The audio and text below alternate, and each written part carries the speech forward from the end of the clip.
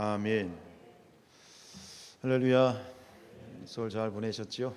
또 이렇게 반갑게 또 오랜만에 수요일 우리가 새일의 성경 통독으로 완전히 말씀만 읽다가 또 새해 들어서 처음으로 또 이 수요 예배 또 설교를 하게 되었습니다.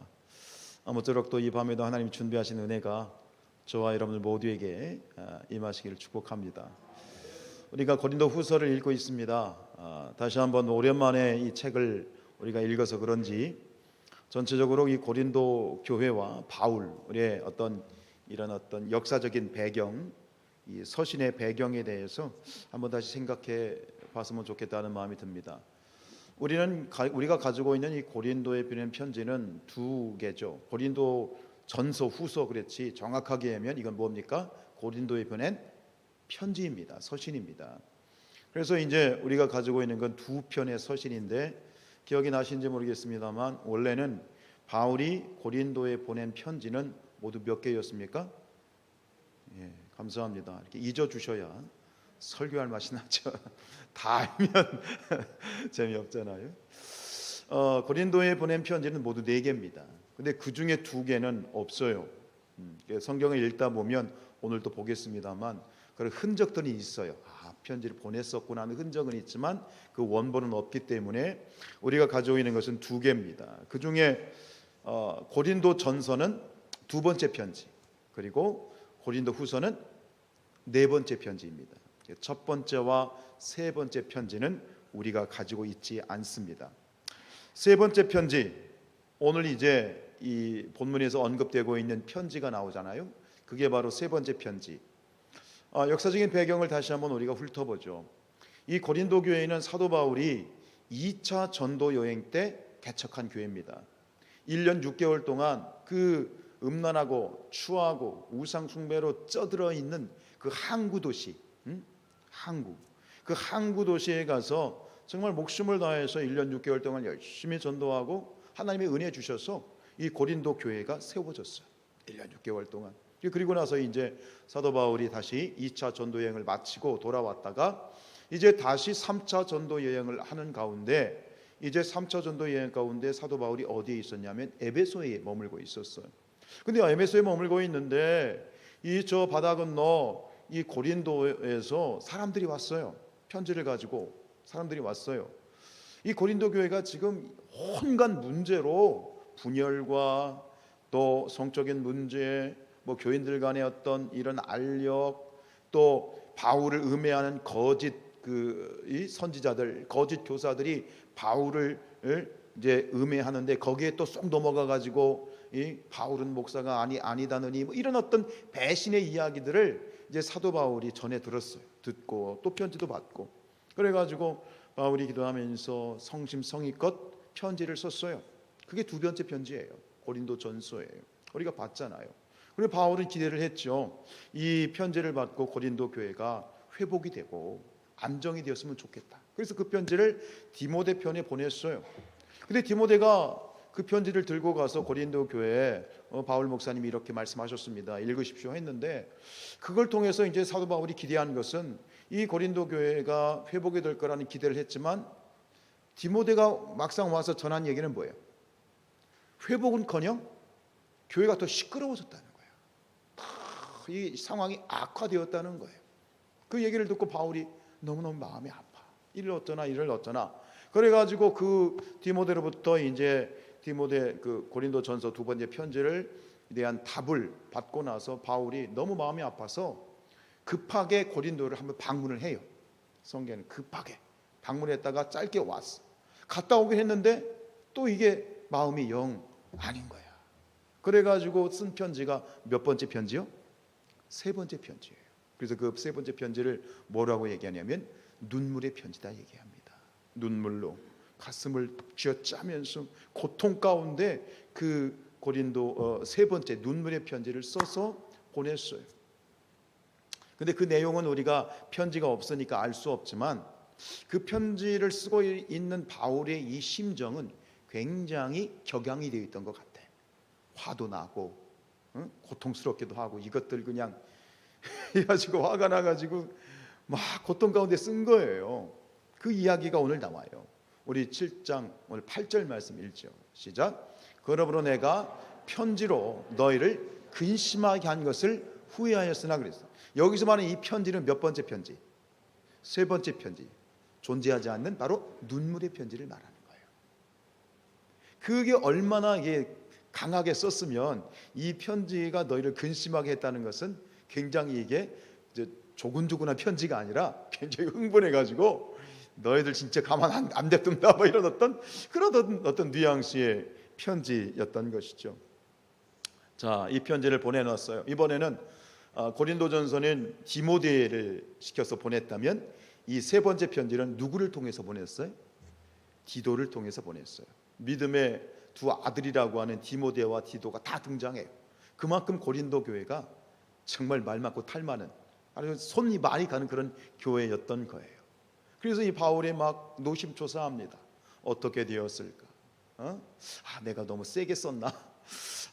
좀 내가 저거 승질 죽여서 써야 되지 않았을까 하는 그런 어떤 마음으로 이번에 어떻게 돼야 되는데, 그런 어떤 굉장히 바울이 노심초사하는 가운데 있어요. 지금이야 그냥 전화 한 통하면 오고 가고 인터넷으로 즉시 세계 지구 끝 반대편에도 왔다 갔다 하고 그러는 세상이지만, 옛날에는 사람이 직접 가서 편지를 전달해야 되고 또 답장을 가지고 사람이 가져와야 되는 그 기다리는 동안 이 사도 바울 목사님의 마음이 참 안타까워.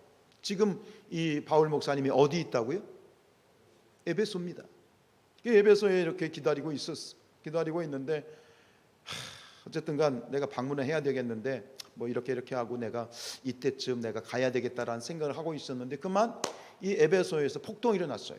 바울이 전도를 하는데 사람들이 그거에 대해서 일어난 거예요. 데메드리오라고 하는 사람이 폭동을 일으켜가지고 바울 저 사람 저거 말이야 나쁜 사람이다, 저거 죽여야 된다. 그러니까 갑작스럽게 이 바울 목사님이 에베소를 떠나게 된 거예요. 그때 계획했던 날보다. 그래서 도망가서 이제 에베소에서 북쪽으로 올라가면 드로아라는 곳이 있어요. 드로아에서 내가 디도를 만날 것이다. 우리 드로아에서 만나자. 아마 그렇게 약속했던 거예요. 근데 드로아에 갔는데 아직 디도가 귀환하지 않은 거예요. 그러니까 예정된 시간보다 늦게 오는 거예요. 여러분, 누군가가 기다리는 약속을 잡았는데 그 사람이 늦게 오면 이 상황을 긍정적으로 볼 수 있는 거예요, 부정적으로 볼 수 있는 거예요. 이게 문제가 생겼나 보다. 이게 디도도 이거 봉변당한 거 아니야? 또 마음이 더 이게 조합을 안 썩인 거예요. 안 되겠다 싶어가지고 이제는 아예 배를 타고 유럽으로 건너갑니다. 마게도니아죠. 마게도니아 하면 유럽입니다. 마게도니아는 어느 도시의 이름이 아니라 지역 이름이에요. 그러니까 충청도, 대전은 충청도 안에 있잖아요. 충청도라는 말이에요. 그러니까 마게도니아 지역, 아마 제 생각으로는 아마 빌립보, 왜냐하면 유럽의 첫 관문이 빌립보거든요. 아마 빌립보가 아니었을까 하는 생각이 드는데, 그 마게도니아에 가서 드디어 누구를 만나는 거예요? 아기다리 고기다리던 디도를 만난 거야. 그 세 번째 눈물의 편지를 써서 그 답장을 가지고 그거에 대한 이 고린도 교회가 어떻게 되었는지, 그 편지를 받아 그들이 읽고 어떻게 되었는지 그 소식을, 그렇게 기다렸던 소식을 들고 디도가 드디어 나타난 거야. 여러분 그걸 상상해 보세요. 우리 5절 말씀 읽지요. 시작. 우리가 마게도냐에 이르렀을 때에도, 자 드디어 마게도냐로 갔어요. 계속 시작. 우리 육체가 편하지 못하였고 사방으로 환난을 당하여 밖으로는 다툼이요 안으로는 두려움이었더라. 그런데 6절입니다. 시작. 그러나 낙심한 자들을 위로하시는 하나님이 디도가 오므로 우리를 위로하셨다. 그러면 디도가 가져온 고린도 교회의 소식이 좋은 소식이 나쁜 소식이야? 좋은 소식이죠. 할렐루야. 노심초사 좌불안서 그렇게 가시방석 같던 이 바울 목사님, 드디어 화해와 이제 회복의 물꼬가 터진 거예요. 이제 디도로부터 좋은 소식을 받은 다음에 이제 거기서 그 마게도냐에서 다시 바울이 디도 편의 편지를 급하게 씁니다. 그 편지가 뭡니까? 이게 뭐예요? 고린도 후서요. 이거 네 번째 편지. 그러니까 그 마게도니아에서 그 얘기를 듣고, 그래 잠깐 기다려라. 그리고 거기서 이 편지를 써서 디도한테 야, 이 편지 가지고 다시 고린도로 가. 나는 이 마게도니아의 데살로니가도 있고 베레아도 있고 나 이 지역 좀 조금 성도들 한번 돌아보고 신방하고 내가 더 따라갈게. 그래서 이 편지를 디도편의 고린도 교회에 먼저 보내고 그 뒤에 사도 바울은 이제 그 마게도니아 지역의 교회들 성도들을 신방하고 나서 고린도에 내려갑니다. 그리고 그곳에서 얼마를 있게 되느냐? 3개월 동안 머물면서 이제 제 3차 여행에 이런 일들을 이제 진행을 하게 되는 거예요. 자, 여러분 5절 말씀을 다시 한번 볼까요? 자, 시작. 우리가 마게도니아에 이르렀을 때에도 우리 육체가 편하지 못하였고 사방으로 환난을 당하여 밖으로는 다툼이요 안으로는 두려움이었노라. 이게 지금 이 사도 바울의 상황, 마게도니아에 에베소서에도 데메드리오가 폭동 일으켜가지고 막 피신해서 드로아를 거쳐서 마게도니아로 갔는데 여전히 거기서도 이 바울의 그리고 바울과 함께한 사역자들의 상황이 어떠한 상태에 있었는지를 잘 보여주고 있어요.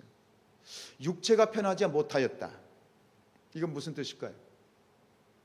이것은 단순히 우리 몸이 불편했다는 얘기가 아니에요. 여러분 마음의 근심이 뭘 상하게 해요? 뼈를 상하게 하죠. 결국은 뭐냐면 육체가 편하지 못했다는 건 지금 사도 바울의 마음이 심히 불편하다는 얘기예요. 굉장히 마음이 심란하고 노심초사하다는 얘기예요. 그거를 구체적으로 어떻게 표현하고 있습니까? 바울이 가는 곳마다 안팎으로 환난이 있었다. 사방으로 환난을 당하여 밖으로는 뭐예요?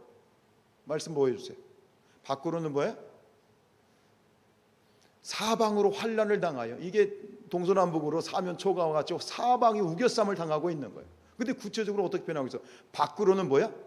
다툼이고 안으로는 두려움인 거야. 안이나 밖이나 앉으나 서나 어딜 가도 이게 불편하고 마음이 너무너무 안 좋은 거예요. 여기서 밖으로 외적인 다툼이라고 하는 것은 바로 그 사도 바울을 대적하는 그런 불신자들과의 어떤 경쟁, 불신자들과의 싸움 혹은 불신자들의 박해를 말하는 거예요. 그리고 내적인 그러한 이 두려움이라는 건 뭐예요? 사실 두려움은 어떤 세상 것에 대한 두려움이라기보다는 근심과 걱정이죠. 여기 근심이 있죠. 누구를 위한 근심? 지금 누구를 위한 근심이에요? 지금 사도 바울 머릿속에는 온통 누구에 대한 근심이 가득한 거예요? 고린도 교회예요. 고린도 교회.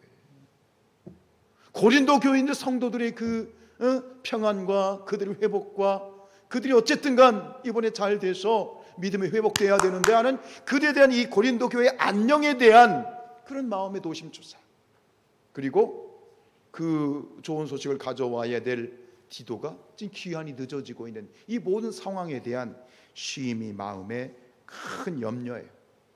결국은 지금 이 바울의 마음 상태를 보면 뭡니까? 속이 아닌 거예요. 썩어 들어가고 있는 거예요. 속이 시커멓게 지금 썩어서 너무너무 마음이 힘든 그런 상황 가운데 있는 거예요. 바울의 이 마음이 느껴지세요? 고린도 교인들을 향한 그 간절한 사랑과 함께 노여움도 있고 안타까움도 있고 희망도 있고 어쨌든 간 애통함도 있고 그 사도 바울 목사님의 마음이 여러분 동감이 되세요? 공감이 되세요? 우리가 어떻게 감히 그 바울 목사님의 마음에 공감할 수 있을까? 어떤 목사님이 등산을 하는데 속이 시커멓게 탄 고목나무를 보더니 그랬대잖아요. 네 속이나 내 속이나 어쩜 이렇게 똑같냐? 그랬대잖아요. 지금 이 바울 목사님의 속이 시커멓게 썩은 고목나무와 같이 그렇게 지금 너무너무 마음이 아파 있는 거예요. 여러분 이게 목자의 마음이에요. 예? 이게 목사의 마음이고 이게 또 누구의 마음이야? 하나님 마음이고 이것이 누구의 마음이야? 우리 주님의 마음. 자리가 사람을 만든다고 어느 권사님이 저에게 그런 말씀하시더라고요. 작년에 목자를 맡았는데 목사님 제가 목자를 맡아서 이렇게 해보니까 목사님 얼마나 힘든지 제가 알겠어요. 그러시는 거예요. 이게 뭐예요? 이 목자가 되어서 이 목장에 한 7, 8명의 목원들을 데리고 이렇게 같이 연합해서 함께 좋은 목장을 만들고 아름다운 공동체를 만들기 위해서. 그래서 믿음의 사람들이니까 나이도 먹고 이제 살만큼 살았는데, 그래도 말 좀 잘 듣고 모이라면 모이고 예배 드리면 예배 드리고 해야 되는데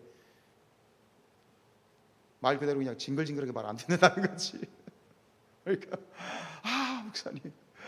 목사님 마음 알겠어요. 그러시더라고요. 근데 그게 제 마음이 아니라 누구의 마음인가요? 그게 우리 아버지 하나님의 마음이에요. 생각해보면 그 속이 다 썩어 문드러져서 이제는 흔적조차 없을 것 같은 그런 분이 계시잖아요.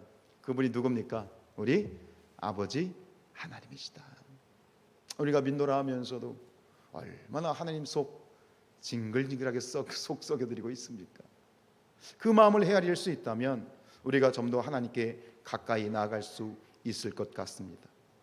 그래서 성경에 보면 다 그런 얘기고, 구약을 읽으면 다 그런 얘기고, 그래서 오늘 저는 다시 한번 떠오르는 그 말씀은 뭐냐면 다윗에 대한 하나님의 평가. 다윗을 하나님이 어떻게 말씀하셨죠? 다윗에 대해서 하나님이 어떤 칭찬을 하셨죠? 그리고 이 칭찬은 오늘 우리 모든 이들이, 저와 여러분들이 하나님으로부터 듣고 싶은 칭찬이기도 해요. 뭐라고 칭찬하셨습니까? 우리 사도행전 13장 22절입니다. 시작.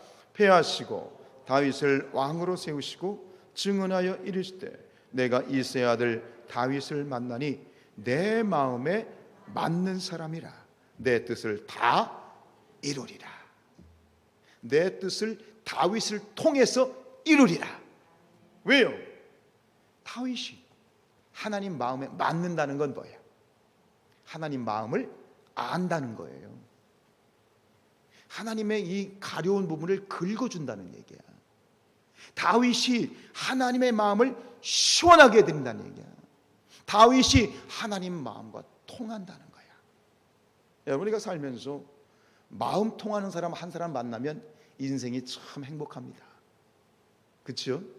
통하는 사람.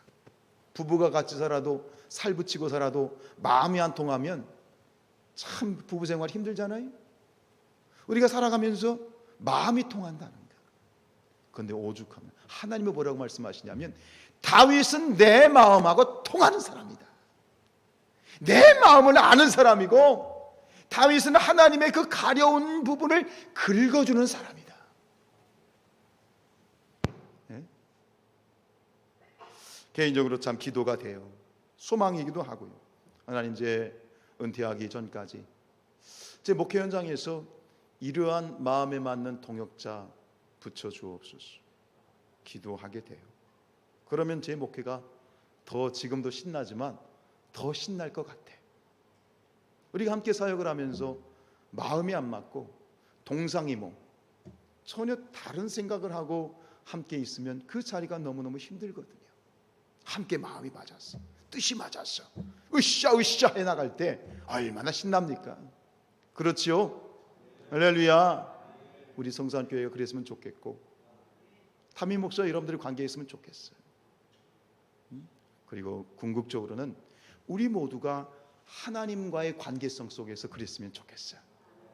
지금 하나님이 무엇을 주목하고 계신지, 하나님이 누구에게 지금 시선을 두고 있는지, 하나님이 지금 이곳에서 무엇을 하고 싶으신지, 하나님의 관심이 어디에 있는지, 하나님의 시선과 하나님의 초점과 하나님의 마음을 알아서 그 하나님의 뜻을, 하나님의 가려운 부분을 시원하게 긁어줄 수 있는 그런 우리의 모두의 사역이 되었으면 좋겠습니다.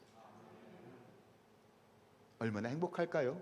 하나님도 좋으시고 우리도 좋고 누이 좋고 내부 좋고 두렁치고 가지 잡고, 할렐루야. 그런 공동체가 정말 행복한 공동체지요. 자, 이 바울은 어땠을까요? 자, 우리 6절 말씀 읽습니다. 시작. 그러나 낙심한 자들을 위로하시는 하나님이 디도가 옴으로 우리를 위로하셨다. 하나님은 위로가 필요한 자에게 위로를 주시는 하나님이십니다. 우리에게 위로를 주시는 하나님. 이사야서 49장 13절이에요. 시작. 여호와께서 그의 백성을 위로하셨은즉 그의 고난당한 자를 긍휼히 여기실 것입니다. 하나님의 위로가 필요하신 분들이 있다면 이 시간 여러분 가운데 하나님의 위로가 충만하게 임하실지어다. 밖으로는 다툼이고 안으로는 근심이고 좌불안석, 노심초사, 그런 상황 가운데 있던 이 바울 목사님, 하나님께서 잊지 아니하시고 그에게 위로를 주셨습니다. 하나님께서 바울 목사님에게 어떻게 위로를 주셨나요? 누구를 통해서? 디도를 통해서. 디도를 만나게 하심으로 말미암아 아기다리고 기다리던 디도와의 상봉을 통해서 하나님께서는 바울 목사님의 마음에 위로를 주셨어요. 그런데 단순히 이 디도와의 만남이 아니라, 상봉이 아니라 디도가 가지고 온 뭐가요? 기쁜 소식이지요. 소식. 우리 7절입니다. 자, 그가 온 것뿐 아니요 오직 그가 너희에게서 받은 그 위로로 위로하고 너희의 사모함과 애통함과 나를 위하여 열심 있는 것을 우리에게 보고함으로 나를 더욱 기쁘게 하였느니라. 디도가 들고 온 그 기쁜 소식의 보따리, 그 보고를 펼치자마자 바울 목사님의 기쁨이, 근심이 사라지고 기쁨이 충만하고 위로가 가득하였다는 거예요. 여러분, 여기서 우리가 한번 디도의 마음을 한번 생각해 보십시다. 그 고린도 교회에서 그 소식을 가지고 오는 디도의 마음은 어땠을까요? 발걸음이 무거웠을까요? 아니면 그냥 구름 위를 걷는 것처럼 가벼웠을까요? 가벼웠겠죠. 지금 어쨌든 예정보다 디도가 늦게 왔어. 그 이유는 알 수 없어. 내가 빨리 가서 이 바울 목사님하고 가서 이 드로아에서 만나기로 했는데 어쨌든 이 일 때문에 지체가 됐어. 빨리 가서 우리 이 바울 목사님에게 이 소식을 전해드려야 되는데 바울 목사님이 기다리실 텐데. 왜요? 디도는 바울의 마음을 아는 거야. 이런 사람이죠. 다윗과 같은 사람이죠. 바울 목사님의 마음을 아는 거야. 그의 지금 노심초사와 좌불안석과 지금 어디에 꽂혀 있는지, 바울 목사님이 무엇을 기다리고 있는지 아는 거야. 내가 빨리 가서 목사님에게 이 소식 전해드려야 돼. 고린도 교회가 회복되어지고 오해가 풀리고 이제 모든 일들이 술술 풀려갈 거다. 이 기쁜 소식을 빨리 가서 전해드려야 돼. 그 마음으로 가득해가지고요, 이 디도가 지금 그 발걸음이 얼마나 가벼웠을까. 드디어 마게도니아 어느 도시에서 이 바울 목사님하고 드디어 만났네. 와, 목사님, 저기 목사님이셔. 그냥 단숨에 뛰어가서 목사님 기뻐하십시오. 고린도 교회가 오해가 풀렸습니다. 기뻐가지고 그냥 아마 엄청나게 수다를 떨었을 것 같아. 그 자리에서 이렇게 막 물어보지도 않았는데 막 말하면서 이 소식을 전했을 것 같아. 왜요? 디도의 마음에도 뭐가 있어? 기쁨이 있는 거야. 기쁨을 안고 가서 그 기쁨의 소식을 기다리는 바울 목사님에게 지금 전해주고 있는 거야. 디도, 바울 목사님의 마음, 바울의 마음을 아는, 바울의 마음에 맞는 사람이지요. 여러분, 오늘 두 번째로 또 마지막으로 나누고 싶은 것은 이것입니다. 저와 여러분이 누군가에게 이처럼 디도와 같이 위로와 기쁨의 소식을 전하는 그런 사람이 되었으면 좋겠습니다. 그리고 그런 발걸음이 되었으면 좋겠습니다.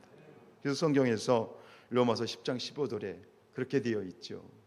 시작. 기록된 바 아름답도다 좋은 소식을 전하는 자들의 발이여 함과 같으니라. 좋은 소식, 기쁨의 소식, 하나로 말하면 복음이지요. 복음. 이 복음을 마음에 품고 그 복음을 전해줄 수 있는 그런 디도와 같은 사람이 되었으면 좋겠어요. 설 잘 보내셨지요?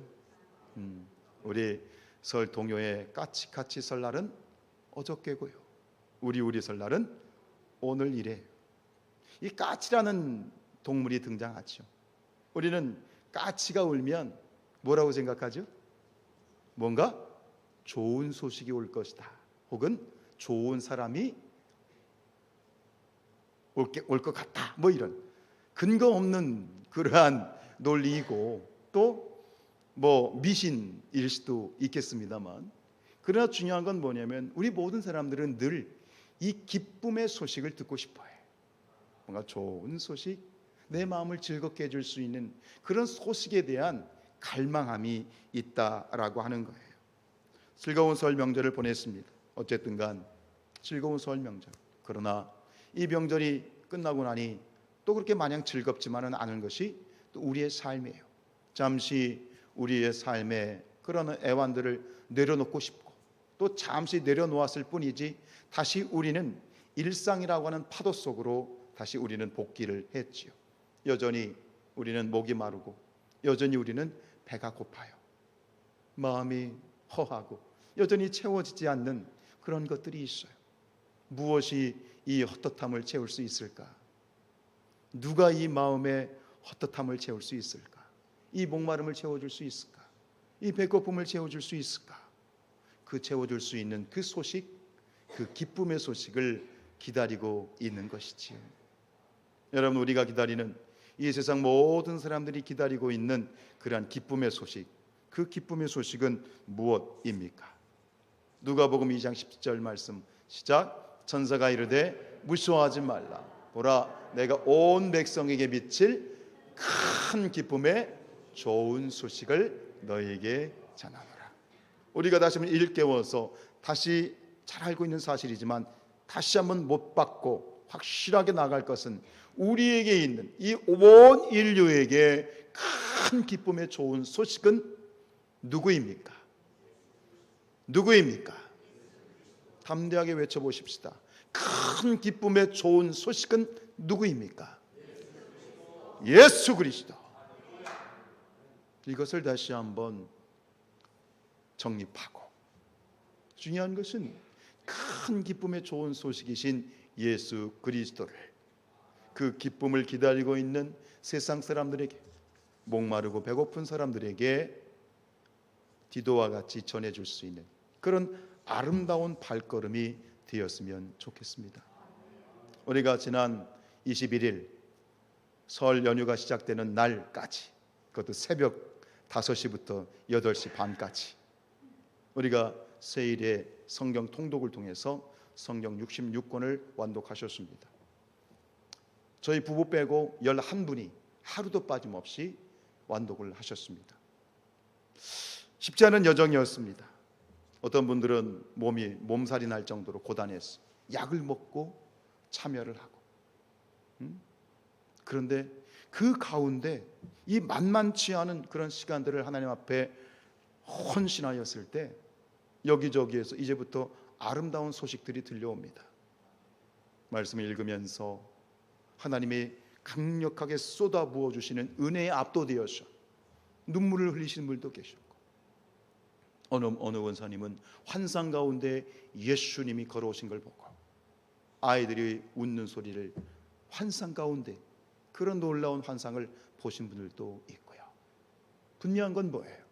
우리가 환상을 보든 보지 않았든 우리는 그 기간을 통해서 놀라운 하나님의 역사가 시작이 되었고 이미 하나님이 작업을 하고 계시고 놀라운 일들이 이루어 가신 것을 믿습니다. 그건 믿음의 고백입니다. 우리는 보게 될 겁니다. 열매들을 보게 될 겁니다. 역사들을 보게 될 겁니다. 그 믿음으로 시작한 거고 믿음으로 끝맺었죠. 그런데 여러분, 그 성경을 통독했을 때 여기 계신 분들 그 기분이 어떠셨습니까? 아마 세상을 다 가진 것 같은 기분 아니셨습니까? 그게 바로 뭡니까? 주님이 주시는 기쁨이야. 큰 기쁨의 좋은 소식인 거야. 우리 아모스서 8장 11절 말씀 읽습니다.